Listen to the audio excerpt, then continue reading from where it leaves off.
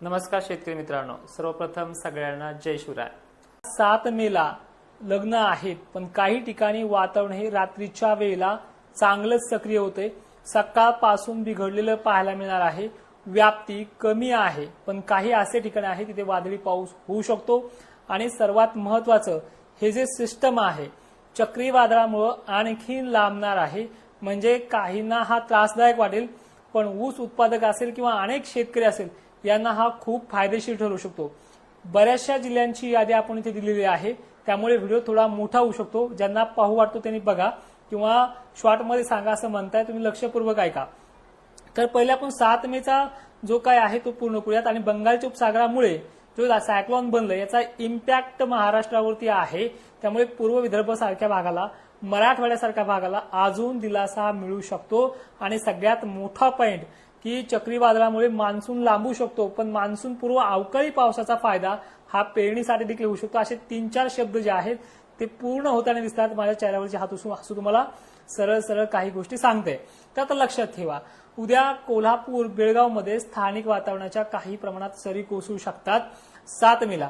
पण विदर्भासाठी आणि मराठवाड्यासाठी काही तालुक्यांची नावं आहेत। मेहकर असेल, खामगाव असेल, बुलढाणा असेल, देऊळगाव असेल, अशा भागांमध्ये संध्याकाळच्या वेळेला तर काही ठिकाणी दुपारच्या वेळेला पाऊस होण्याचा अंदाज आहे। आणि आणखीन महत्त्वाचं सांगायचं झालं तर हा पाऊस स्थानिक लेवलला नसून हा पाऊस भाग बदलत पद्धतीचा आहे। तर कोणत्या भागाला भाग बदलत पद्धतीचा राहील तर लातूर सारख्या ठिकाणी रात्रीपर्यंत, सोलापूरमध्ये तुरळक ठिकाणी आहे, वातावरण स्थिर आहे, धाराशिव आहे, बीड जिल्ह्यात देखील काही मोजक्या भागांना असेल। सर्व दूरची व्याप्ती नाहीये, 7, 8, 9, 12, 13, 14 पर्यंत सर्व दूर व्याप्ती नाहीये। पण नंतर 16, 17, 18 मे नंतर व्याप्तीत वाढ होणार आहे, ती 40%च्याही पलीकडे जाऊ शकते। तर उद्या सतर्क राहा हा दूध उत्पादक शेतकऱ्यांनी। सगळ्यात महत्त्वाचे अजून एक सांगतो की बऱ्याच शेतकऱ्यांना माझे अंदाज आवडतात, पण ते लाईकच्या माध्यमातून कळतं की 2000 शेतकऱ्यांना ते आवडतात। तर तुम्हाला माझे अंदाज आवडत असतील तर लाईक करा, कारण की बऱ्याच शेतकऱ्यांपर्यंत ते मेसेज पोहोचतो। तर लक्षात घ्या कुठल्या भागांना कशी सिस्टम आहे।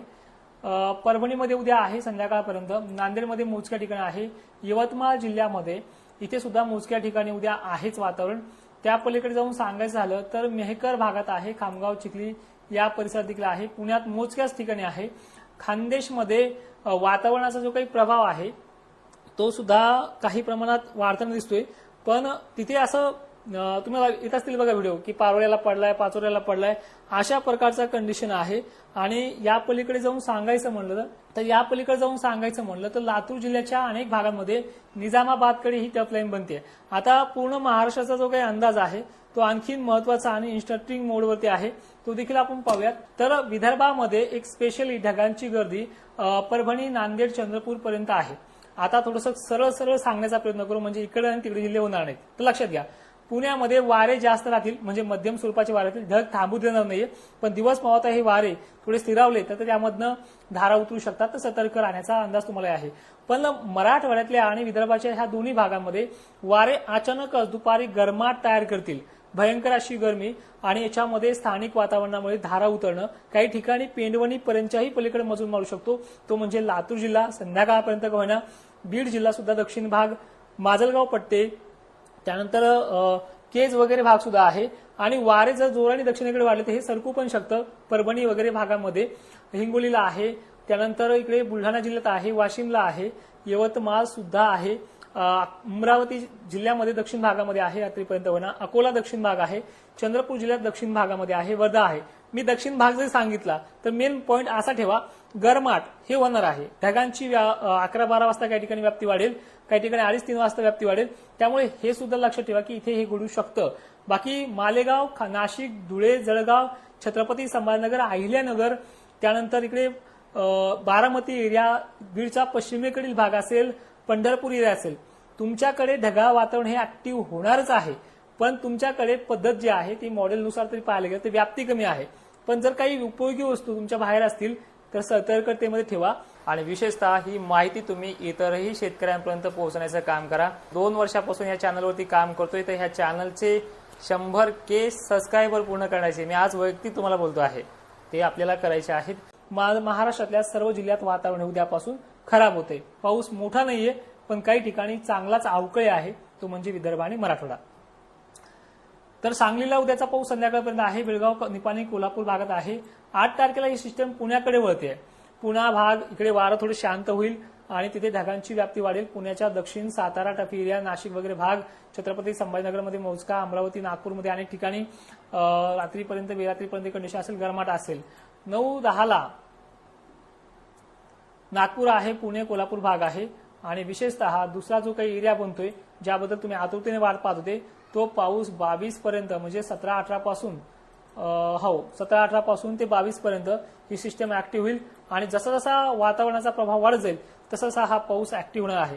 बंगालच्या उपसागरातलं चक्रीवादळ भलेही पश्चिम बंगालकडे जाते, थोडाफार तेलंगणा, झारखंड असे भाग येते, पण अरबी समुद्रामध्ये उकळलेल्या पाण्यापासून म्हणजे माझ्या ह्या भाषेत सांगण्याचा अर्थ असतो की अतिउष्णतेमुळे जे बाष्प बनले ते पूर्व भागाकडे एरियामध्ये येणार आहे, त्यामुळे असा इफेक्ट होऊ शकतो. आता वळतोय तुमच्या कमेंटकडे, कारण तुम्ही मगापासून कमेंट करताय, त्या कमेंटकडे वळतोय आणि कमेंट घेण्याचा प्रयत्न करतोय. तर करा.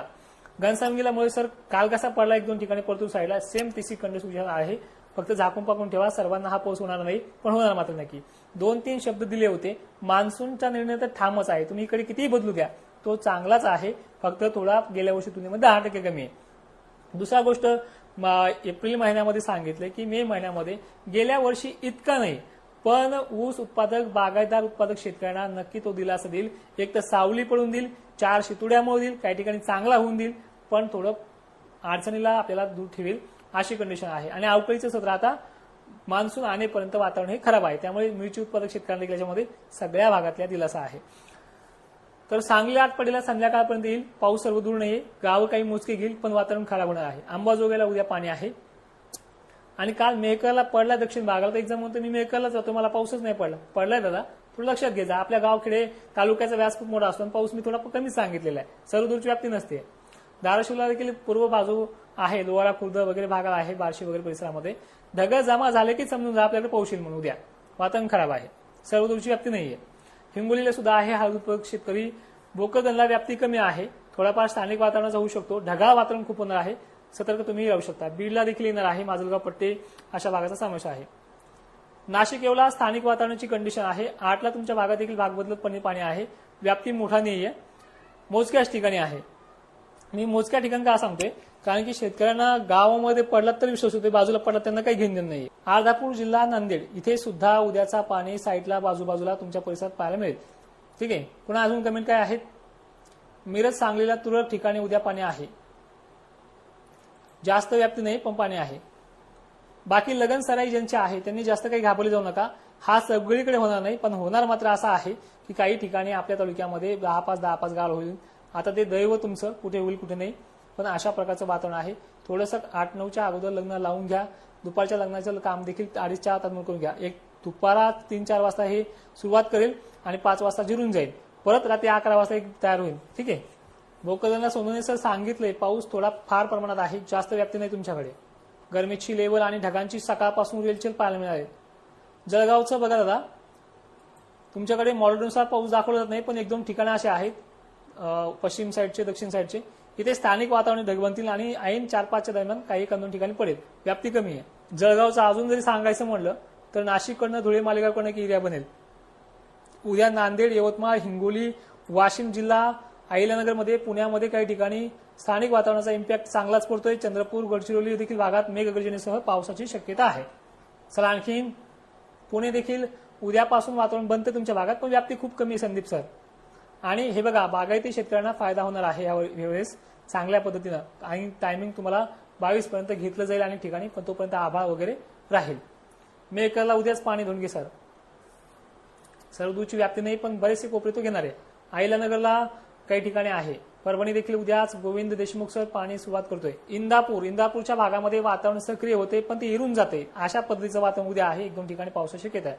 आंबड, जालन्याला तुरळक ठिकाणी आहे, पाऊस पडताना दिसेल पण काही भागांना तो घेणार नाही. परभणी जिल्ह्यात गोविंद देशमुख सर आहे, कमेंट तुमच्या रिवाइंड होत आहेत. ढगाळ वातावरण आणि मोजक्या ठिकाणी पाऊस आहे. तर सगळ्यांना विनंती आहे, व्हिडिओमध्ये इथेच थांबतो. माहिती शेवटपर्यंत पाहणाऱ्या शेतकऱ्यांचे धन्यवाद, आणि ही माहिती सर्व शेतकऱ्यांना पाठवण्याचा प्रयत्न करा. जय शिवराय.